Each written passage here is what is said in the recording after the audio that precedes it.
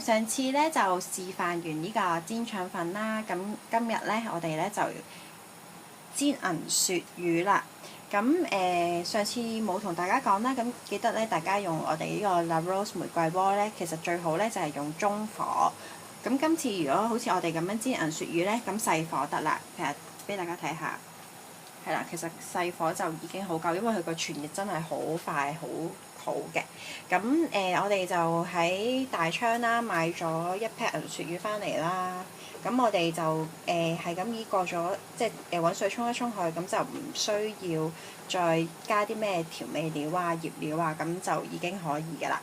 咁同上次一樣，咁我哋都冇落油嘅。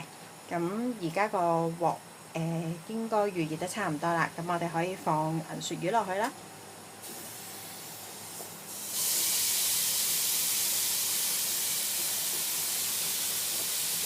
咁雖然咧，我哋啱啱揾水沖完啦，有少少水咁，但係因為我哋完全冇落油啊，咁所以大家唔使驚話會彈啊嗰啲咁樣嘅。咁係啦，見到你睇唔睇到啲煙咧？喺呢度側邊嗰度有啲煙飆出嚟。咁其實我哋啱啱着咗個火冇幾耐，就已經熱得好快啦。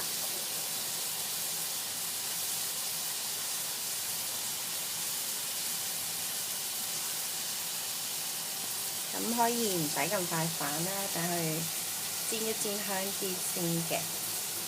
咁平時唔知大家有冇煎香銀鱈魚啦？咁其實都幾高難度嘅，因為佢都會好容易散嘅，係啦。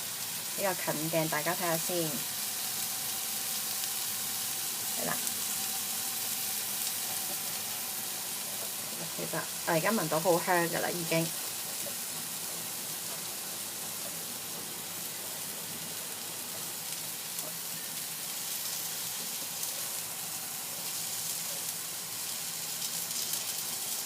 咁係冇黐底㗎。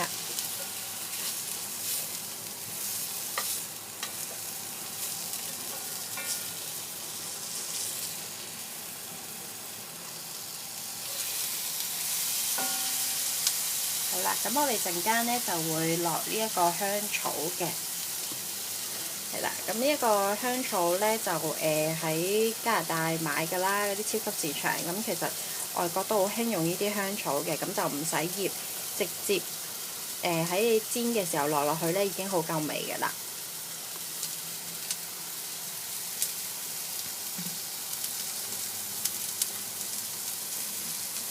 好香啊！而家個銀鱈魚。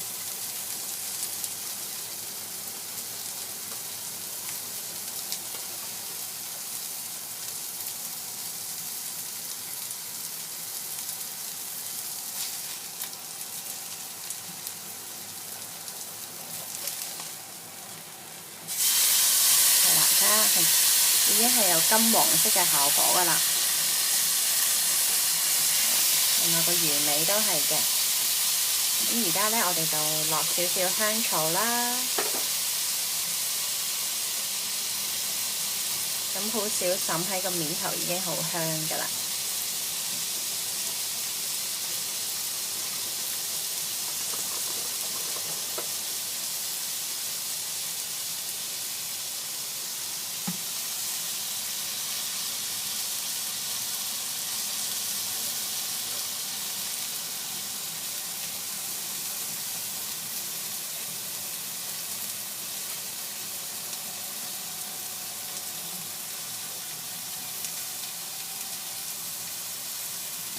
咁樣咧，我哋啱啱反完之後咧，咁大概呢邊我哋煎多分零鐘度咧，咁啊可以再反佢啦。咁另外嗰邊咧就再落香草，再煎一煎佢嘅。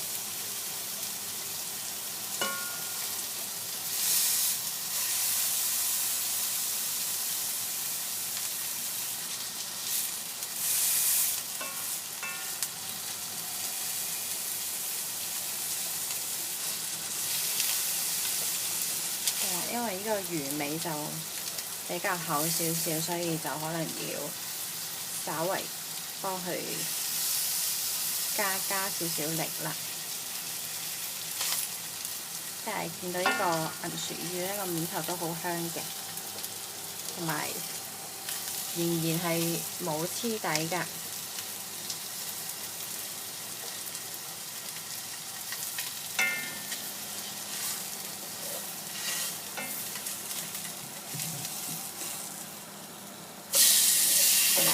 嗰邊都 OK 啦，咁我哋又可以喺呢邊落翻少少香草啦，兩邊煎下佢啦，等佢香啲啦。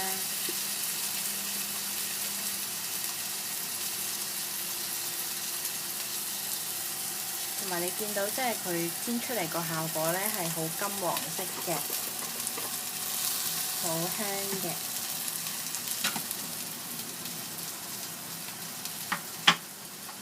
唔知大家平時喺屋企煎嘢呢，會唔會有啲煩惱呢？就係事後清潔個鍋呢，好麻煩，因為無論你落幾多油都好呢，佢都會黐到個鑊一笪笪。但係你見到我哋煎咗咁耐呢，就算落埋香草呢，佢都冇個鍋底呢，仍然其實係好乾淨嘅，係啦。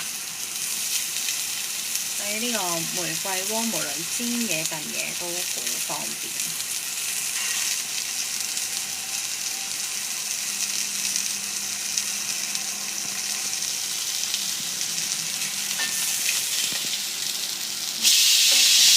反轉佢，再煎一煎嗰邊啲香草，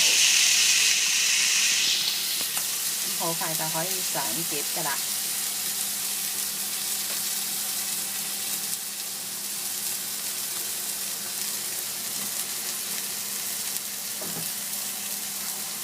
咁個原味就可能煎耐少少啦，不過我哋陣間會個銀鱈魚扒上碟先。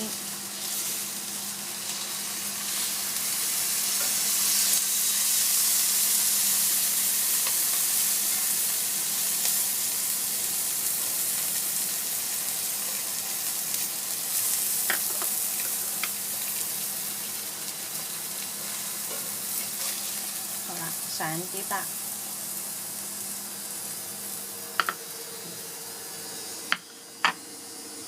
哇，好靚啊，金黃色，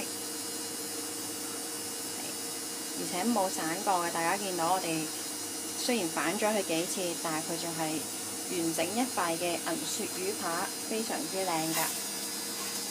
大家睇下啦，好金黃色啦，兩邊都係啦。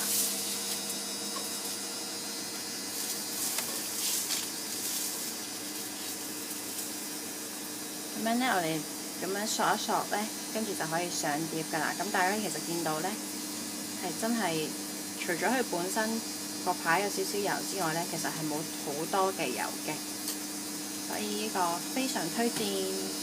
咁下次再整其他小食俾大家睇啦，拜拜。